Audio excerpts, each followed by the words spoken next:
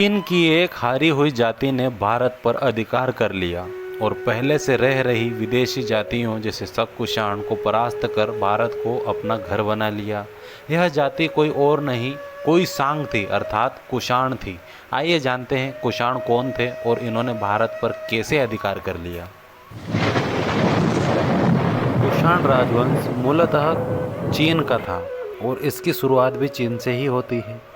अर्थात वहाँ पर यदि हम देखें तो यूची जाति की एक शाखा का नाम कुषाण था, जिसे हम कुई सांग भी कहते हैं।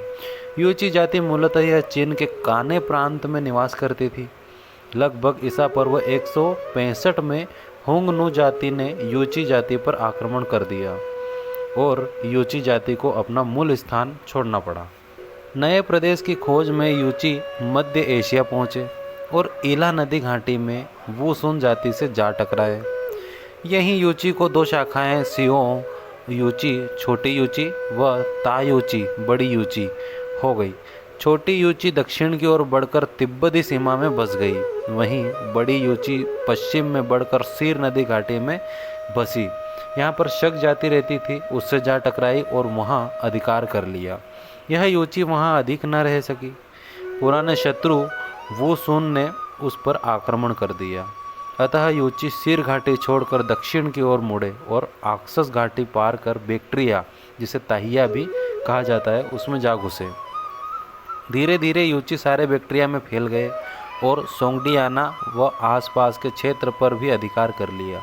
अब यह यूची यहाँ 5 भागों में बट गए: हिडमी, सुआंगमी, कुईसांग, होत व काओफ। कालांतर में कुईसांग के सरदार ने अन्य शाखाओं को अपने अधीन कर लिया। इस संयुक्त शाखा का स्वामी कुइत्सियो कियो था, जिसका समीकरण लोग कुजुल कटफिसेस से किया करते हैं। कुजुल कटफिसेस को यदि हम देखें तो इस परिवार का यह शासक कुजुल कटफिसेस था। उसने काबुल घाटी और सिंधु घाटी के तटवर्ती क्षेत्रों पर और वहाँ के प्रदेशों पर भी अधिकार कर लिया था। उसके राज्य में बैक्ट्रिया, अफगानिस्तान, पूर्वी ईरान और पश्चिम उत्तर भारत के कुछ प्रदेश सम्मिलित थे। उसने महाराजाधिराज की उपाधि धारण की और बौद्ध धर्मावलंबी हो गया। उसके उत्तराधिकारी वेंकटफिसेस हुआ। उसने पूर्व में पंजाब, मथुरा व बक्सर, बिहार आदि पर सत्ता फैलाई। उसका राज्य बैक्ट्रिया में बिहार तक फैल गया, जिसकी राजधानी बुखारा में थी।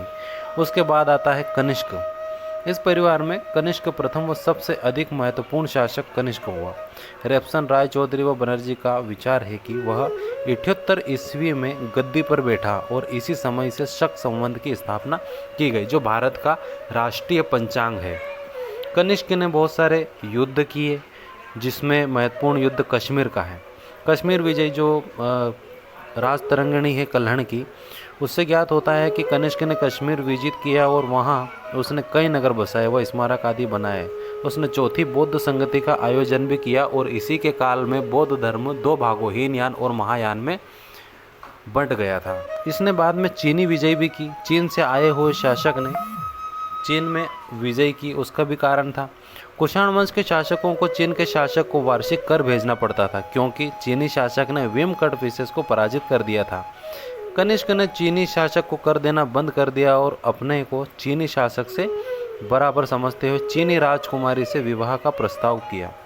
चीनी सेनापति पांचाओ ने इसे अपने सम्राट का अपमान समझा और कनिष्क के विरुद्ध युद्ध की घोषणा कर दी। इस युद्ध में पांचाओ के कनिष्क की सेना को पराजित किया, पर कनिष्क हतोत्साहित नहीं हुआ और उसने कुछ समय बाद चीन पर पुनः आक्रमण कर दिया। उसने चीन पांचियांग को पराजित कर चीनी प्रदेश काशगर, यारकंद और खोतान पर अधिकार कर लिया। उसने अन्य पल्लवों से, क्षत्रपों से और मगध पर भी विजय प्राप्त की थी। कनिष्क ने अपने साम्राज्य का बखूबी विस्तार किया था और अपनी शासन व्यवस्था भारत में स्थापित की। उसने सांस्कृतिक उपलब्धियां भी प्राप्त की थी। वहीं यदि हम कनिष्क के धर्म की बात करें तो वह बौद्ध धर्म का अनुयायी था। कनिष्क की धार्मिक अभिरुचि बड़ी व्यापक थी। वो बौद्ध धर्म मानता था और उसकी धार्मिक विचार सहिष्णु थी। बौद्ध धर्म मानने के बावजूद भी वह अन्य धर्मों के प्रति सहिष्णु था।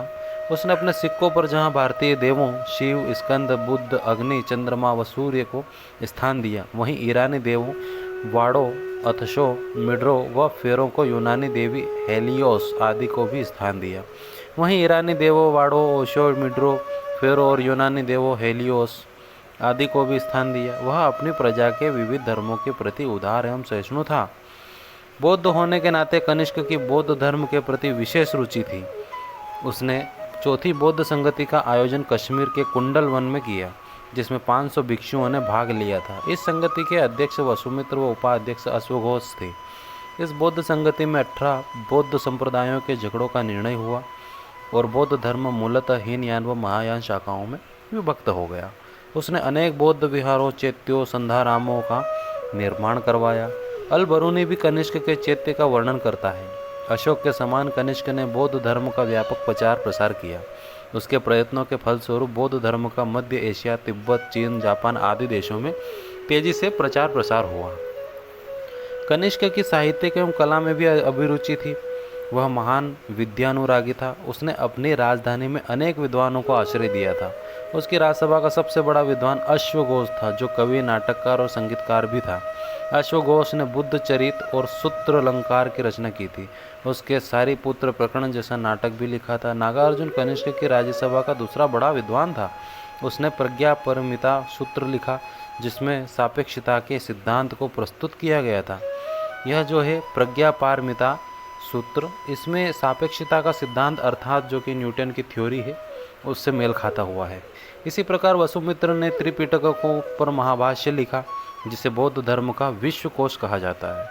संरक्ष और पार्श्व भी कनिष्क की राजसभा में रत्नों में थे।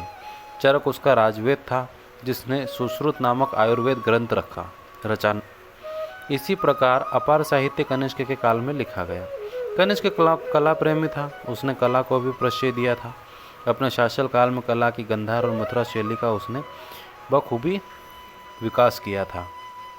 कनिष्क एक महान सेनानायक एवं योद्धा था। वह एक महान विजेता था। अपनी विजयों से उसने एक विशाल साम्राज्य का निर्माण किया। वह एक योग्य एवं सफल शासक था, किंतु चीनी था और वह भारतीय होकर भारत में बस गया था। वह धर्म सहिष्णु एवं उदार भी था। वह स्वयं बौद्ध धर्म महायानी संप्रदाय का उपासक था, पर अन्य धर्मों को उदार की दृष्टि से देखता था। अपनी सैनिक सफलताओं में जहाँ वह एक और चंद्रगुप्त मौर्य समुद्रगुप्त की याद दिलाता है, तो अपने धर्मानुरागिता में अशोक व हर्ष का वह साहित्य एवं कला प्रेमियों विद्वानों का आश्रय था। उसका चरित्र काफ़ी उच्च था। उसने 23 वर्षों तक शासन किया था और उसके पश्चात उसके उत्तराधिकारी हुए।